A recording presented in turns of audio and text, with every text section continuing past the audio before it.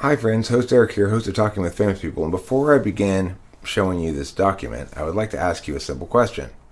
If you had to articulate a specific worldview, a paradigm about the world, a basic understanding of how things are, or how they ought to be, or how they will be, or whatever, what would that framework be? Now let's look at the document. No, talking with famous people. Today I asked the question, which of the four possible worldviews do you have, or rather, which kind of worldview? I have a hypothesis here. I also asked the question, does it correlate with your type? My hypothesis is that descriptive worldviews correlate with FE and SE. The predictive worldviews correlate with SI and NE.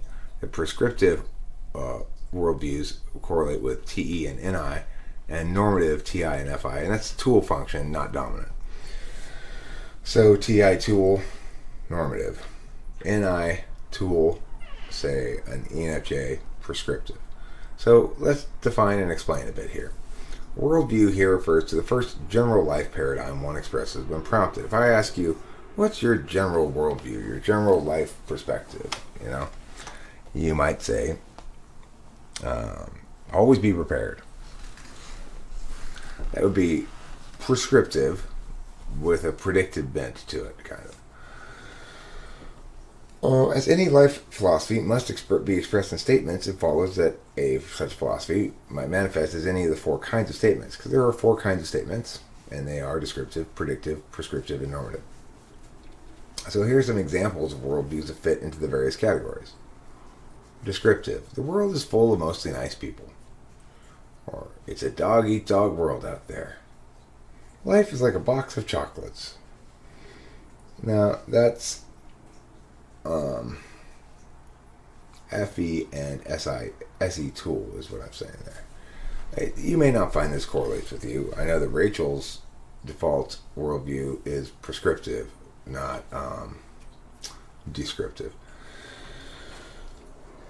What's an example of predictive worldview?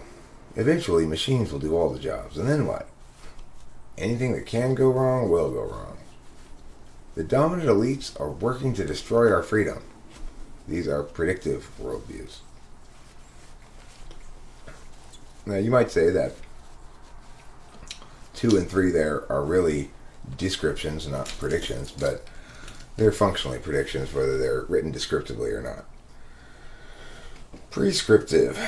These are probably the most common worldviews, I would guess. I would be surprised if, in fact, these correlations that I predict here are very reliable, but they might be statistically significant correlations, even if they're not that big, But I suspect a lot of people provide prescriptive worldviews when asked for a worldview.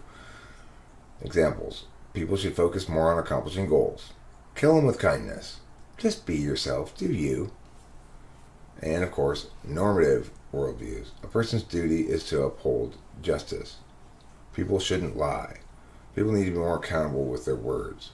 There's an inherent obligation to take public behavior discourse seriously.